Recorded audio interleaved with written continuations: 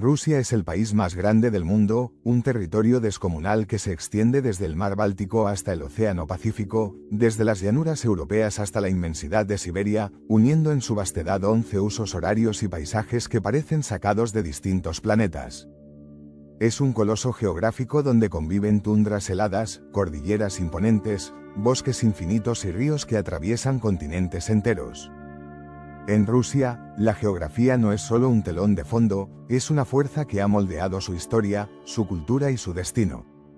Su inmensidad ha sido, a lo largo de los siglos, su mejor defensa y su mayor desafío.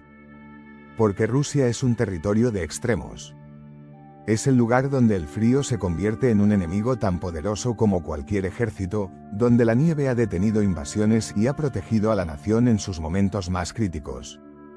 Napoleón lo descubrió en su desastrosa campaña de 1812, cuando su ejército, victorioso pero atrapado en Moscú, tuvo que enfrentarse a un invierno que convirtió su retirada en una catástrofe. Más de un siglo después, Hitler sufrió el mismo destino. La Operación Barbarroja, que prometía una rápida victoria sobre la Unión Soviética, se estancó en las heladas estepas, y el invierno hizo lo que ningún enemigo había logrado: detener a la maquinaria de guerra nazi. Pero Rusia no es solo frío. Es también una tierra de ríos monumentales, que han sido las grandes autopistas de la historia rusa. El Volga, el Don, el Yenisei, el Lena, el Amur, nombres que no son solo accidentes geográficos, sino protagonistas en la vida del país. A lo largo de estos ríos surgieron los primeros asentamientos eslavos, crecieron ciudades, se establecieron rutas de comercio y se forjaron civilizaciones. El Volga, en particular, es el alma de Rusia, un río que la atraviesa de norte a sur y que ha sido testigo de la expansión de los zares, de la resistencia contra invasores, de la industrialización y de la guerra. Porque Rusia ha sido, desde siempre, un país de caminos difíciles. La inmensidad de su territorio ha significado que moverse de un extremo a otro sea una hazaña titánica. Desde los tiempos de los jinetes mongoles hasta la construcción del ferrocarril transiberiano, el desafío ha sido siempre el mismo: cómo unir un imperio que parece no tener fin. La Siberia Oriental, una región de dimensiones casi incomprensibles, es un territorio donde el tiempo parece haberse detenido, donde los inviernos son brutales y las distancias inabarcables. Ahí, en medio de la nada, existen pueblos donde la temperatura puede descender hasta los 70 grados bajo cero, donde la vida misma desafía la lógica. Pero más allá de sus dificultades, Rusia es también una tierra de una riqueza incalculable. Bajo su suelo se encuentran algunos de los mayores yacimientos de petróleo, gas, oro y diamantes del planeta. Desde la era de los zares hasta la Unión Soviética y la Rusia contemporánea, la explotación de estos recursos ha sido un factor clave en su economía y en su política. El petróleo y el gas, en particular, han convertido a Rusia en un actor fundamental en el escenario internacional, un país cuya influencia no se mide solo en términos de territorio o de historia, sino también en su capacidad de abastecer de energía a Europa y a otras partes del mundo. Y si hablamos de riqueza natural, no podemos dejar de mencionar el lago Baikal, una de las maravillas más impresionantes del planeta. No es solo el lago más profundo del mundo, sino que contiene una quinta parte del agua dulce no congelada del planeta. Es un ecosistema único, con especies que no existen en ningún otro lugar, un santuario natural en el corazón de Siberia. En la cosmovisión rusa, el Baikal es más que un lago, es un símbolo de la inmensidad y la belleza de su país, una prueba de que en medio de la dureza del clima y la geografía, la naturaleza ha dejado tesoros incomparables. Rusia, entonces, no es solo una nación, es un universo en sí misma. Es un país donde los paisajes definen la identidad de sus habitantes, donde el clima moldea el carácter, donde las distancias imponen una forma de vida. Es una tierra de extremos, de contrastes, de desafíos constantes. Y es esa misma geografía la que ha determinado su historia, la que ha forjado su resiliencia, la que ha hecho de los rusos un pueblo acostumbrado a resistir, a adaptarse, a sobrevivir y a construir en la inmensidad. Porque en Rusia, la geografía no es solo un mapa. Es destino. Para entender Rusia, hay que remontarse a sus orígenes, a una época en la que el país que conocemos hoy no existía, cuando las estepas, los bosques y los ríos del este de Europa estaban habitados por tribus eslavas, nómadas esteparios y comerciantes escandinavos. La historia de Rusia no comienza en Moscú, ni en San Petersburgo, sino en Kiev, en un tiempo donde la palabra Rusia aún no significaba un imperio, sino una serie de pequeños principados enredados entre el comercio, la guerra y la expansión territorial. En el siglo IX, el este de Europa era un mosaico de tribus dispersas, sin un poder centralizado. Fue entonces cuando los varegos, comerciantes y guerreros escandinavos, descendieron por los ríos en sus embarcaciones largas, estableciendo rutas de comercio entre el mar Báltico y el mar Negro. La leyenda cuenta que un líder varego llamado Rurik se asentó en Novgorod, al norte, y fundó una dinastía que, con el tiempo, daría forma a la Rus de Kiev. Esta no era aún Rusia, pero sí el primer gran estado eslavo, un centro comercial que conectaba Escandinavia con Bizancio, que creció gracias a su posición estratégica entre dos mundos. Bajo el reinado de Vladimir el Grande, en el siglo X, la Rus de Kiev alcanzó su máximo esplendor. Vladimir tomó una decisión que cambiaría para siempre la historia de Rusia: adoptar el cristianismo ortodoxo. Hasta entonces, los pueblos eslavos practicaban un paganismo lleno de dioses de la naturaleza, de espíritus de los bosques, del agua y del fuego. Pero Vladimir, viendo la influencia cultural y política de Bizancio, decidió bautizarse y convertir su reino al cristianismo. Con este acto, la Rus de Kiev entró en la esfera de la civilización bizantina y comenzó a desarrollar una identidad propia, uniendo la religión y el poder en una simbiosis que definiría la historia rusa por siglos. Sin embargo, el esplendor de Kiev no duró para siempre. En el siglo XIII, un enemigo implacable apareció en el horizonte: los mongoles. Venían desde las estepas de Asia, en hordas implacables, con una disciplina militar sin igual y una estrategia devastadora. En 1240, Kiev fue arrasada por las tropas de Batú Khan, nieto de Genghis Khan, y la región quedó bajo el dominio de la Horda de Oro. Durante casi 2 siglos, los principados rusos fueron vasallos de los mongoles, pagando tributo, sometidos a su autoridad. Pero la dominación mongola no significó el fin de Rusia, sino la gestación de una nueva etapa. Mientras Kiev decaía, una ciudad comenzó a emerger en el norte, una ciudad que con el tiempo se convertiría en el corazón de un nuevo poder: Moscú. En sus inicios, Moscú no era más que un pequeño puesto fronterizo entre los ríos y los bosques, un enclave sin mayor importancia.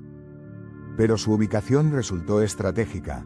Protegida por bosques y pantanos, lejos de las rutas de invasión, y con acceso a los grandes ríos, Moscú comenzó a crecer silenciosamente bajo el dominio mongol.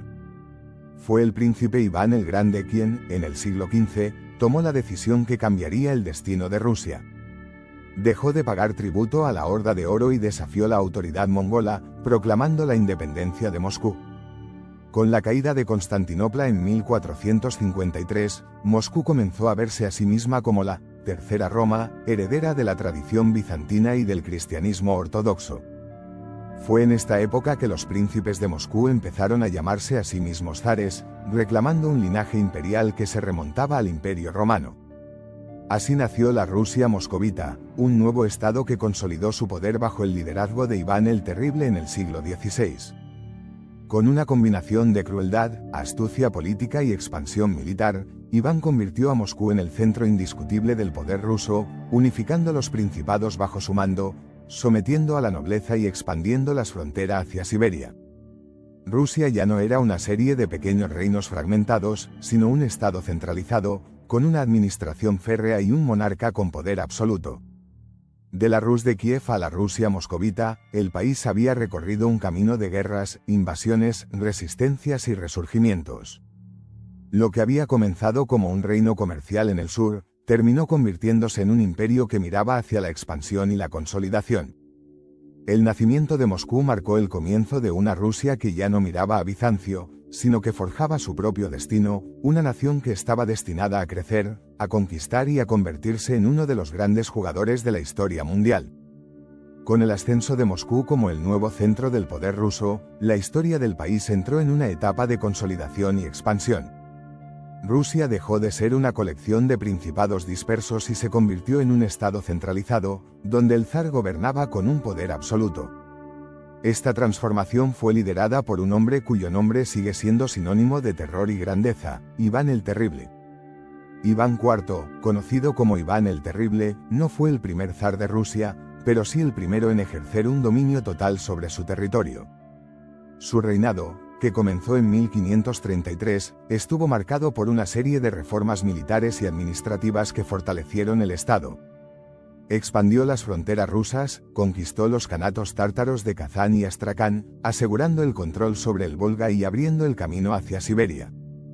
Pero su reinado también fue un tiempo de represión y brutalidad sin precedentes. Iván creó la Oprichnina, una fuerza secreta de represión que sembró el terror entre los boyardos, la nobleza rusa. Su paranoia y violencia alcanzaron su punto máximo cuando asesinó a su propio hijo en un ataque de furia, dejando a Rusia al borde del colapso dinástico. Tras su muerte en 1584, Rusia cayó en el llamado periodo de turbulencias, una época de crisis, invasiones extranjeras y guerras civiles. El país quedó sin un liderazgo claro y las potencias vecinas, como Polonia y Suecia, aprovecharon la inestabilidad para intervenir en los asuntos rusos. Fue en este contexto que, en 1613, la dinastía Románov ascendió al poder con Miguel I, estableciendo una línea de gobernantes que reinarían hasta el siglo XX. Bajo los Románov, Rusia se transformó en un imperio. Pero fue con Pedro el Grande, a finales del siglo XVII, cuando el país vivió una revolución interna que lo llevaría a convertirse en una potencia europea. Pedro no era un zar común. Era un hombre obsesionado con la modernización, con la ciencia, con la tecnología y con todo lo que viniera de Occidente. Viajó por Europa disfrazado, estudiando la construcción naval, la ingeniería y las tácticas militares. Cuando regresó a Rusia, impuso reformas radicales, creó un ejército moderno, reformó el gobierno, introdujo un nuevo código de vestimenta que obligaba a los nobles a afeitarse las barbas y, sobre todo, fundó una nueva capital, San Petersburgo.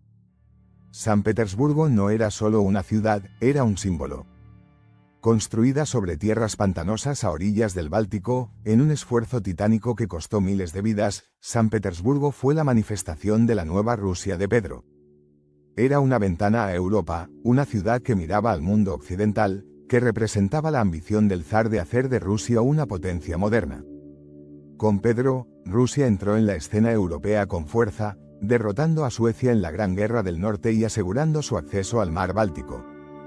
Tras Pedro, el trono pasó por varias manos hasta llegar a una de las figuras más fascinantes de la historia rusa, Catalina la Grande.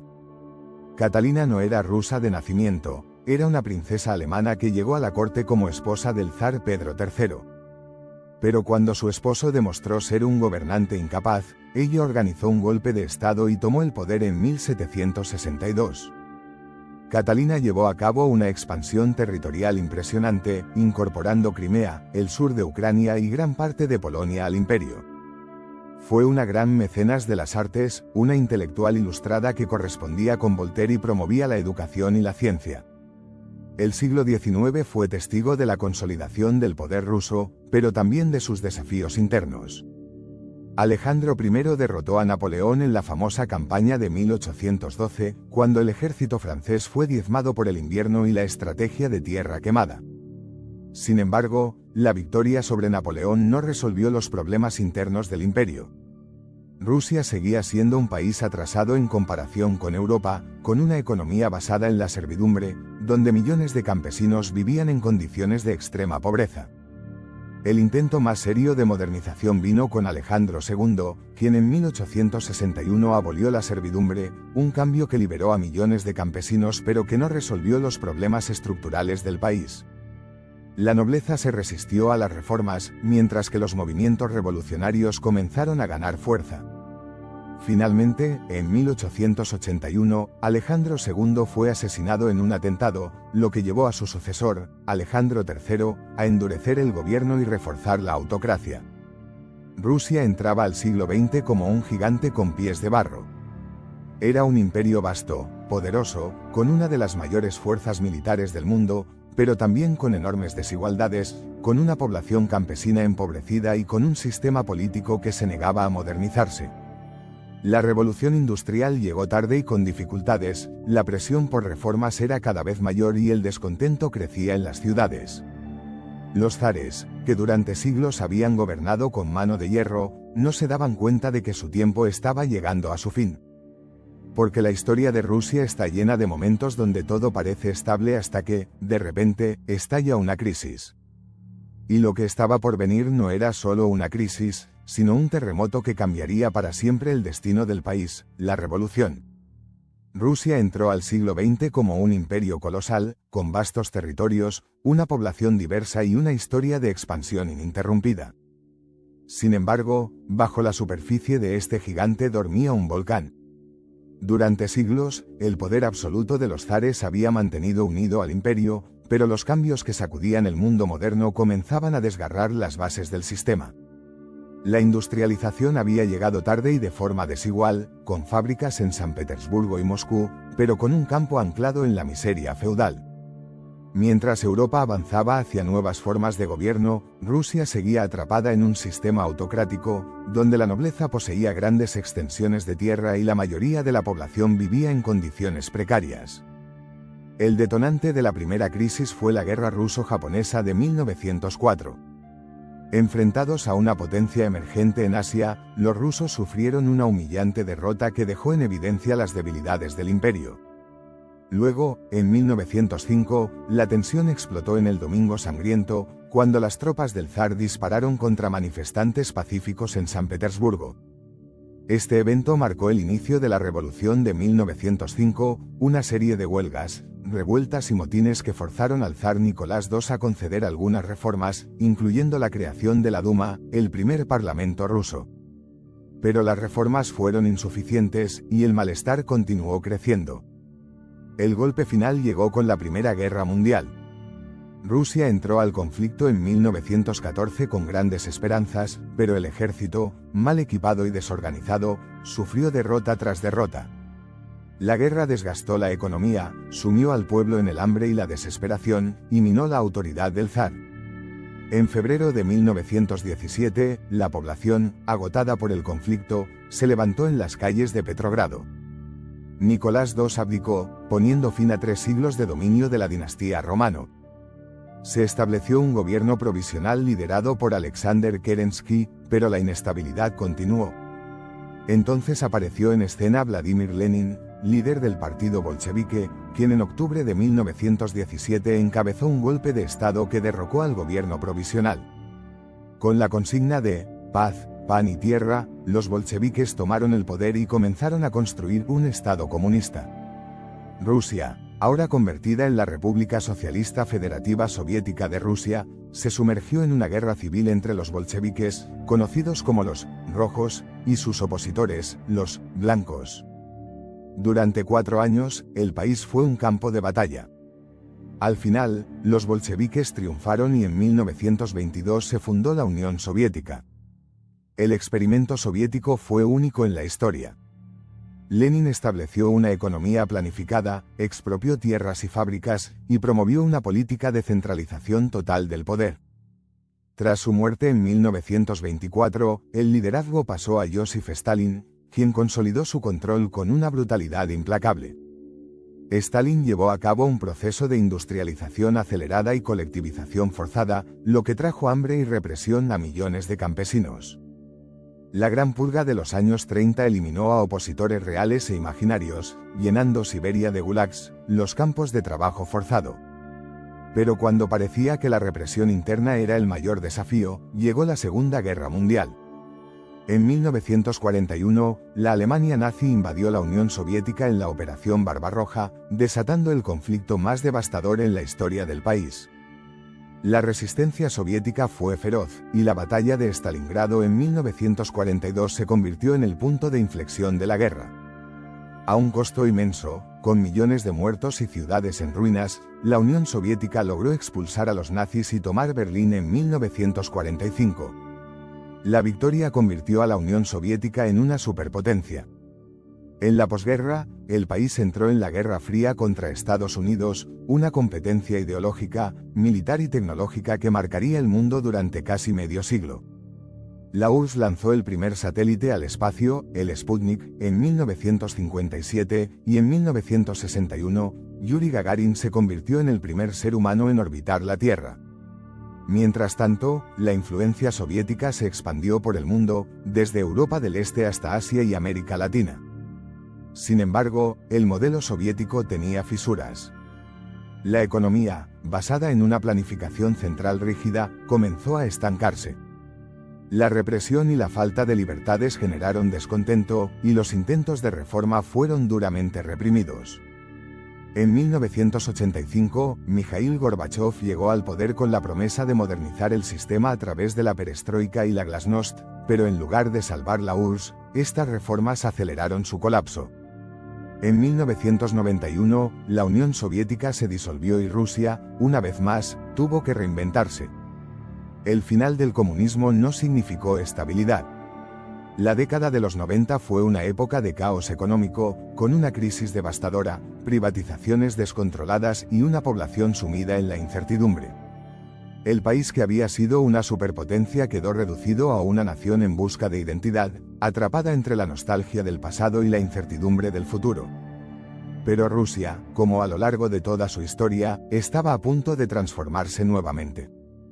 Con la disolución de la Unión Soviética en diciembre de 1991, Rusia entró en una nueva era, pero lejos de la estabilidad prometida por la democracia y la apertura económica, el país se sumergió en una crisis sin precedentes. La década de los 90 fue una época de caos, corrupción y desilusión. Bajo el liderazgo de Boris Yeltsin, Rusia intentó dar un giro hacia el capitalismo con una serie de reformas radicales que, en lugar de mejorar la situación, sumieron a millones de personas en la pobreza. Las privatizaciones, diseñadas para modernizar la economía, terminaron en manos de un pequeño grupo de oligarcas que se apropiaron de los principales recursos del país, mientras que la inflación descontrolada redujo el poder adquisitivo de la población a niveles críticos. El colapso económico fue solo una parte del problema. En el terreno político, Rusia perdió su influencia global y la transición a la democracia fue caótica. La fragilidad del nuevo sistema quedó en evidencia en 1993, cuando Yeltsin ordenó bombardear el Parlamento en respuesta a un levantamiento de sus opositores. Al mismo tiempo, el país enfrentó conflictos internos como la Primera Guerra de Chechenia, que estalló en 1994 y dejó miles de muertos, además de exponer la debilidad del ejército ruso. En medio de esta crisis, a finales de la década de los 90, la popularidad de Yeltsin se desplomó. En el año 1999, su inesperada renuncia llevó al poder a un hombre que, en ese momento, era relativamente desconocido para la mayoría de los rusos, Vladimir Putin. Antiguo agente de la KGB y político con una ascendente carrera en el Kremlin, Putin asumió la presidencia con un discurso de orden, estabilidad y recuperación del orgullo nacional. Desde su llegada al poder en el año 2000, Putin emprendió una serie de reformas para centralizar el control del Estado y fortalecer la economía. Los ingresos del petróleo y el gas permitieron una recuperación económica notable, y la clase media comenzó a expandirse. Sin embargo, este crecimiento vino acompañado de una erosión progresiva de las instituciones democráticas. Los medios de comunicación fueron puestos bajo control del gobierno, la oposición fue silenciada y las libertades políticas se redujeron gradualmente. En el ámbito internacional, Rusia comenzó a recuperar su influencia. En el año 2008, la guerra con Georgia demostró que Moscú estaba dispuesta a usar la fuerza para defender sus intereses en el espacio postsoviético. Luego, en el año 2014, la anexión de Crimea marcó un punto de inflexión en la política exterior rusa, desatando sanciones de Occidente y una nueva era de tensiones con Estados Unidos y Europa. Al mismo tiempo, el país consolidó su presencia en conflictos globales como la guerra en Siria, reafirmando su posición como un actor clave en la geopolítica mundial. Pero más allá de la política y la economía, la Rusia moderna sigue siendo un centro de cultura y creatividad. La literatura rusa, que tuvo su época dorada con Tolstói y Dostoyevski en el siglo XIX, sigue produciendo autores de gran relevancia. La música clásica de Tchaikovsky y Rachmaninoff aún resuena en los teatros del mundo, y el ballet ruso sigue siendo una referencia indiscutible de excelencia. En el cine, directores como Andrei Tarkovsky han dejado una huella indeleble en la cinematografía mundial, mientras que en el ámbito científico y tecnológico, Rusia mantiene su legado en la exploración espacial y en la innovación científica. Hoy, Rusia sigue siendo un país de contrastes. Por un lado, es una nación con una herencia imperial y soviética que define su identidad. Por otro, es un país que se enfrenta a enormes desafíos, desde el envejecimiento de su población hasta la dependencia de sus recursos energéticos. Es un país donde la modernidad y la tradición se entrelazan de forma única, donde Moscú y San Petersburgo brillan como metrópolis globales, mientras que vastas regiones del interior siguen ancladas en tiempos pasados. Comprender la Rusia moderna significa entender una historia de resiliencia, de cambios abruptos, de un pueblo que ha aprendido a sobrevivir en condiciones extremas. Es un país que ha sido imperio, república, superpotencia y estado en reconstrucción. Es un lugar donde la historia nunca se detiene, donde el pasado sigue presente en cada decisión y donde el futuro sigue siendo una incógnita. Rusia no es solo un país, es una civilización en sí misma, un enigma, una nación que nunca deja de sorprender.